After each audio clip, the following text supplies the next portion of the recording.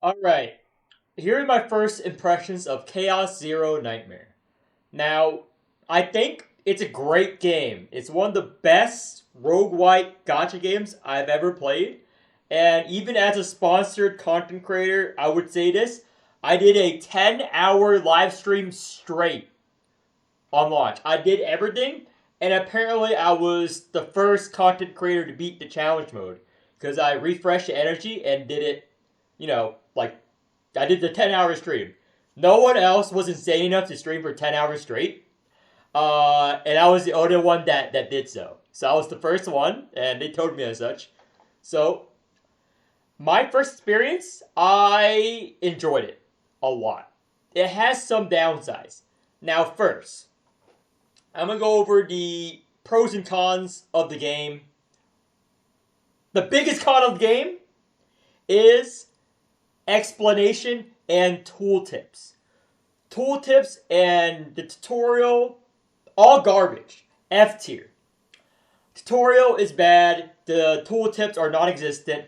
Like, for example, in many occasions during the live stream, I was like, okay, this card does embers. This card does, I don't know, fragile. This card does, yeah, I know it's a debuff on the enemy, but what are the numerical values? The only way you to figure it out is if you go to a wiki or outside game resources or apply it to the boss. Like if you apply fragile, you then click on the boss, it will say weakness, minus 50% damage for one attack, etc. But when you have the card in your hand, there is no fucking way for you to, for example, know what each mechanic does. So you have to know what each card or mechanic does before you play them. Secondly, card tips and card text in general. Awful. When you are just in a regular battle and you're not hovering over a card, you don't know what the card does about clicking and hover. In other games like Mormons or Slay the Spire, you can see the card text about clicking on the card to make it bigger. You can see it. So visibility, huge thing. Another downside, percentage. Every game that has this card deals 100% attack damage. This card does 210% attack damage. This card does 220% defense. Oh, what the fuck? 220% of what? You have to know your attack stats or pretend to play it on the boss to know how much damage you're doing. Just do the math for me. Show me. This card does 189 damage. Maybe put in somewhere else. This card has 100% attack scaling. This card has 200% attack scaling.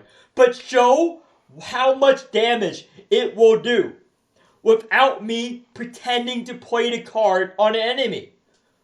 Garbage. Holy shit. Why is this a thing right now? Now, the great things. Animations.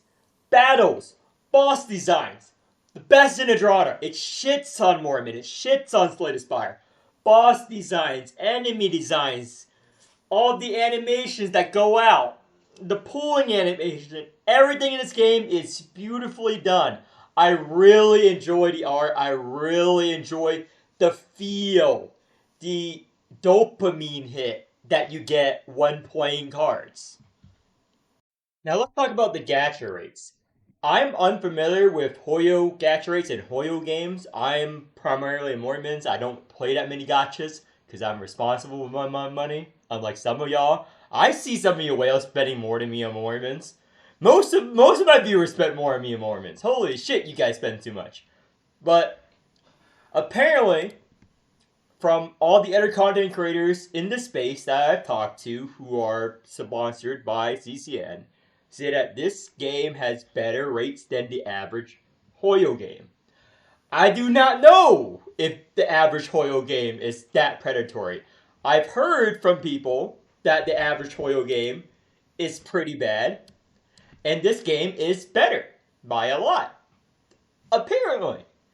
I am sponsored, but what I've heard from the team that sponsors us, and other content creators who are also sponsored, is that it is better than a Hoyo game. This means nothing to me. This means absolutely nothing to me at all. I can only compare it to the only other gacha game I really play, Mormons. In comparison to Mormons, you do get less, actually roughly the same amount of pulls as a free-to-play endgame wise. Start of the game, Mormons, and this game will shower you in pools because of challenges and achievements. But I've talked to other creators and the devs have posted for CCN that per patch, again, this means nothing to me. I have no idea what they mean by per patch. It could be a month, it could be 10 years, okay? Per patch, compared to HSR and other Hoyo games, is 100 pools as a free to play. Is this good? Is this bad? I have no idea, dude. I have no idea. I went into this with no knowledge, okay? I like the gameplay. I'm a gameplay first player. I don't care about pulling, okay? You pull, you hit some good units, you use them. I do not care. I'm not a collector, okay? Is this enough to collect all the units? I don't know. Yes, sure, I'll say it. It's enough. Just hit every unit. Like, I've been shown the percentages, which I'll read out. The chance base rate is 1%, and soft pity starts at, I think, 58 pulls, or 58, and then it will be like 5% or whatever. Again, it means nothing to me. Here we go. At 58 to 69th rescue, which is after 58 pulls of not hitting, the rate of hitting a 5-star is increased to 4.5%. Now, Mormons in this game are different. Mormons requires a lot of dupes. This game does not require as many dupes, and the dupe cap is lower. Because you gotta remember that the base rate for hitting an SSR is 3%, around 3% for a Mormons character, and pity is at 30 each time, but you need to hit triple pity, which is 90, or double pity, which is double hard pity, 30-30, then the last 30 will be guaranteed SSR for Mormons, for limited awaker. Now, that's 90. But people say Mormons is more generous, but as y'all know from watching my content, see my coaching, it is a misnomer. Because in Mormons, you need a lot of dupes to make a character work. So far, I have played every SSR character, every SR character in CCN, the closed beta. I can say that none of them need dupes to work properly. Not a single one. Their dupes are strong. Most of them are numerical values, like I covered in the original stream. So, that is better than Mormons. You don't need E3 or whatever, and the dupe cap is lower.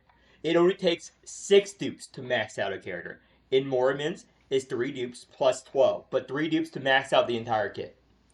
So, it is less overall comparatively, and you don't need as many to make a unit work.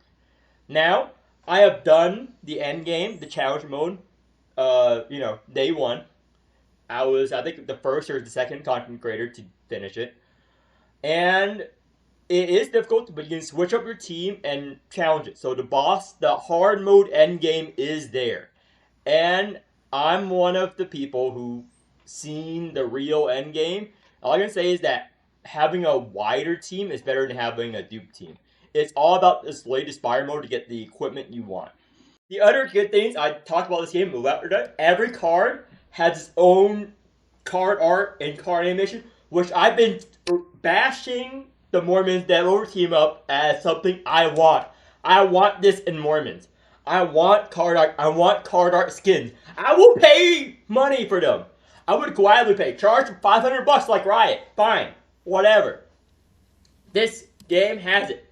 There'll be skins day 1. It is a skin gacha, same as Mormons. Same as Girl Frontline. That's been happening. It's a thing apparently. People, but you can select. I generally don't care. They can charge $10,000 for a skin.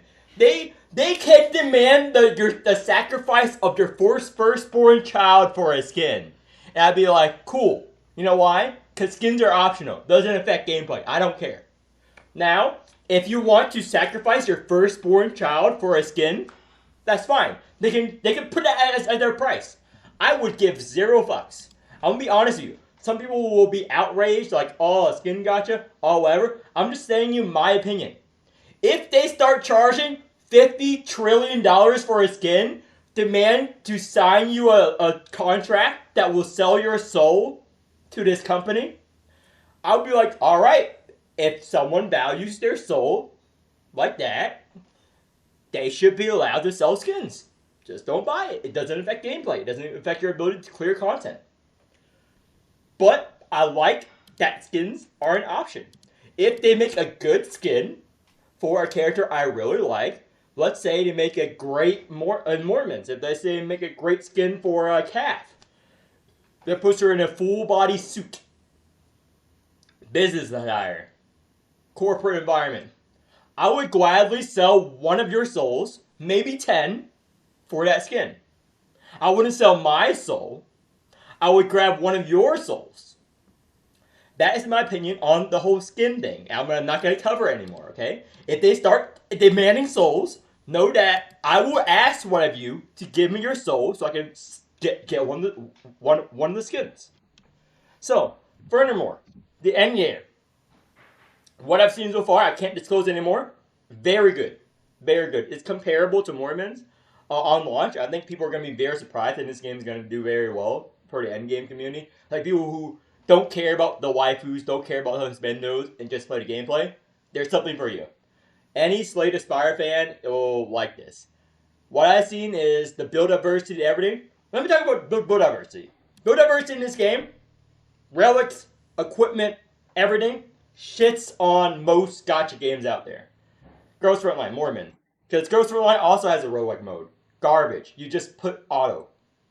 And you would. Mormons. You all know Endgame Mormons. I did all the Endgame Mormons. It's the same. They're hard bosses, but you play your team the same. Relics are usually an afterthought. There's a strong relic, and there's a weak relic. There's always a right option. There is no real choice, no real RNG. In this game, there are real RNG, real choices in the equipment on the later stages. Now, a lot of people, when you're in Chapter 1, Chapter 2, will disagree with me because it's going to be so easy. But once you hit Chapter 3 plus in Chaos Zero Nightmare, which I have, the Chapter 3 Slay the Spire mode, and the Chapter 4 and beyond, which you'll see when the game launches, you'll be pleasantly surprised at how many equipment choices there are and how many additional effects. Like right now, let's say you have a Chaos mode that drops an agony dealing blade. That means you have another unit to pair with Renoa, which is the whole agony mechanic. In the later stages, what I can disclose is that there will be equipment that change the way your team plays. Like one of the things I have is every turn, one of the cards in my hand turns into a 0 cost. That lets you play that unit with high cost teams, and that applies to everyone. Also, a build that I got, which is OP, is I got 2 whole fixed shield equipment, which I used in my live stream. So what it does is you get a shield equal to 50%. Now your health value is actually very good scaling of your defense stat if you do not generate a shield. And it stacks on top of one another per unit. I have 2 units with that. So at every turn, I had 120 shield if I do not shield. That is free HP. That changes the way I play the game. That made my team extremely strong.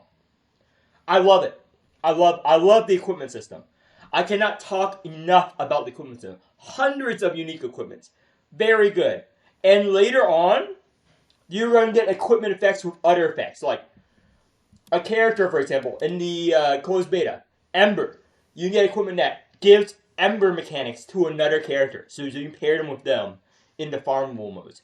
You can get equipment that makes a DPS a healer, a tank, a DPS.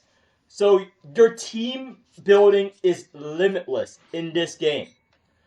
That is better than Mormons, where some units get relegated to F tier, like Clem, like Wanda, because of meta changes. In this game, with the equipment, and they're going to change up the equipment, change up the common cards every patch or season, I've heard. I do not know how long a season is. We do not know how long a season is, but every season, there's going to be new relics and new equipment in this latest fire mode. They're going to rotate like 25% of it out and put a new 25% in.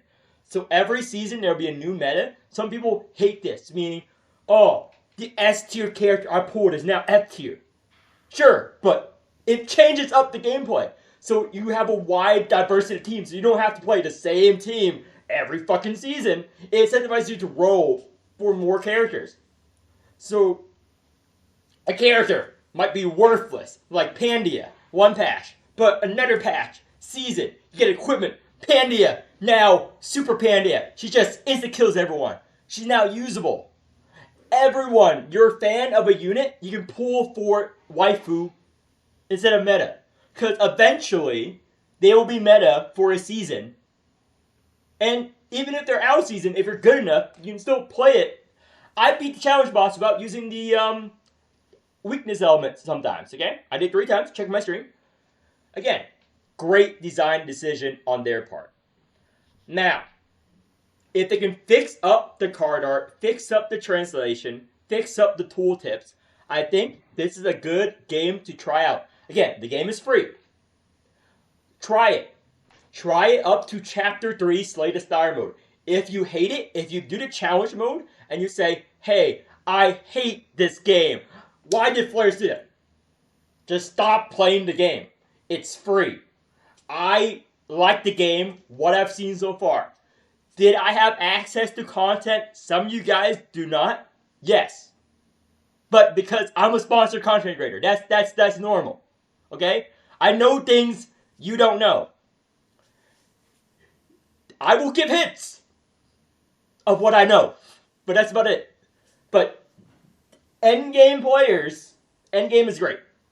What I've seen so far, Endgame is fucking great. Now, let's talk on the farming stages. Everything is Gacha standard. You farm equipment, farm potential, farm everything. I will make a separate video for what you need to do and explain everything in a bit. But that's my first impression. Great Gacha game so far. They need to fix the tooltips because the tooltips are fucking garbage. The translations are all over the place. There's one card that says extra attack with an L at the end of extra for no reason, but I'm used to that. All my viewers are used to that. We play Mormons. We know how bad translations can be. It is no different than Mormons. It's probably a little better in some places than Mormons, okay? There is no wrong pronouns so far, okay? I'm not confused when reading Frances' story whether Frances was a dude or not before we saw her picture. Okay? I'm not confused of any gender switching in the story at all. That concludes my first impressions. Now I'm going to work on the next video, which is Details ZZN.